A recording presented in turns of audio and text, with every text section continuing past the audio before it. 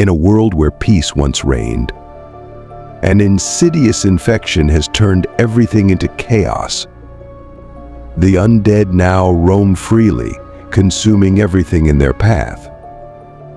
You must kill them and clean the world from the infection.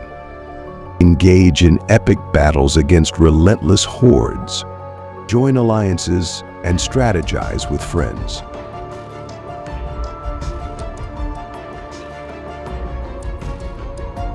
Build and protect your city from threats and unlock powerful heroes. Age of Origins.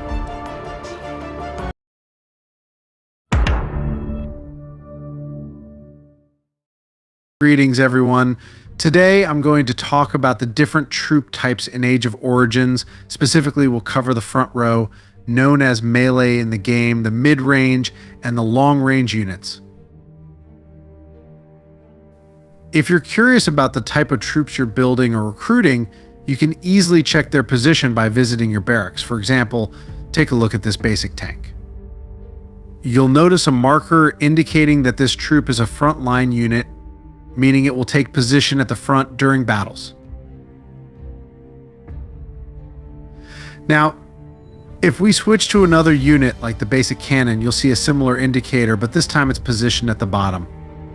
This tells us that this unit is long range, meaning it will stay at the back during combat. Another important aspect to consider is the attack range of these troops. For example, you'll notice that the basic cannon has a high attack range of 4, which means it can attack from a long distance. In contrast, the basic tank or infantry has a very low attack range, around 0.5, indicating it engages in close combat. To illustrate further, let's look at a basic tank.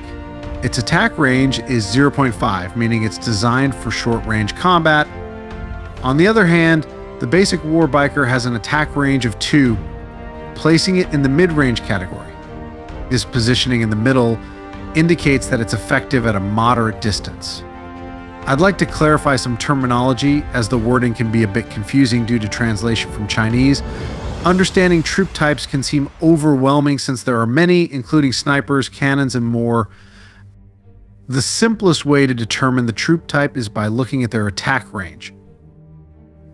As mentioned earlier, if a troop has a high attack range, it's clearly a long-range unit, even if you can't see the specific marker.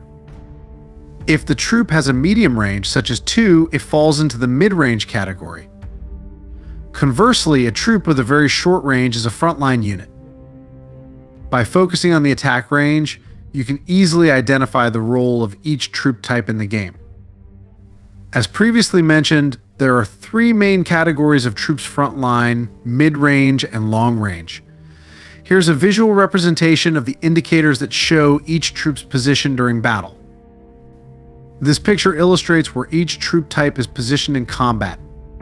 You'll see the markers that indicate whether a troop is a frontline unit, a mid-range unit, or a long-range unit. Understanding these categories helps you deploy your troops effectively during a war. In any battle, whether you're defending or attacking, the positioning of your troops is crucial. Each type of troop will stick to its designated position based on its category. For example, let's focus on the frontline units. In this category, you'll find infantry, tanks, and other units designed to engage directly with the enemy. Each of these troops will maintain their position in the front line during combat. On the middle tier, you will find something interesting. Zombies are included in here, even though zombies are not literally getting any benefits from middle range buffs yet. They are a middle range troops, so you will always see them in the middle. That's one thing that you need to keep in mind. Now, when someone mentions melee troops, they're referring to any unit with a low attack range that stays in the front line. So if you see any attack or skill description mentioning melee troops, it includes tanks, infantry, or basically any troop positioned in the front line. If you see any wording that mentions mid-row or mid-range, this refers to troops with a medium attack range, typically around 2. If the range is more than 2, it's considered long range. To help you identify the positioning of these troops in battles, you can look for the specific markers in the game. These markers indicate where each type of troop is positioned during combat. Finally, you have the long-range troops such as snipers and cannons. These units are positioned on the back line. Generally, long-range troops are like glass cannons. They deal the highest damage but are also the most vulnerable. Because of this, they require protection and are always placed at the back of your formation. As for the mid-tier troops, they deal decent damage, not as high as long-range units, but still substantial. They are also more durable than backline units.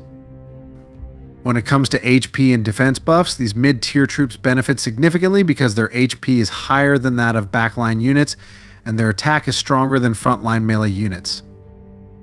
This makes mid-tier troops ideal for buffs that increase both HP and attack, such as attack expert buffs.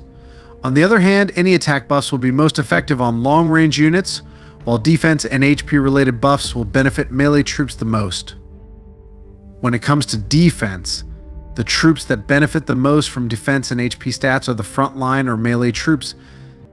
These units don't gain as much from attack buffs compared to long-range units.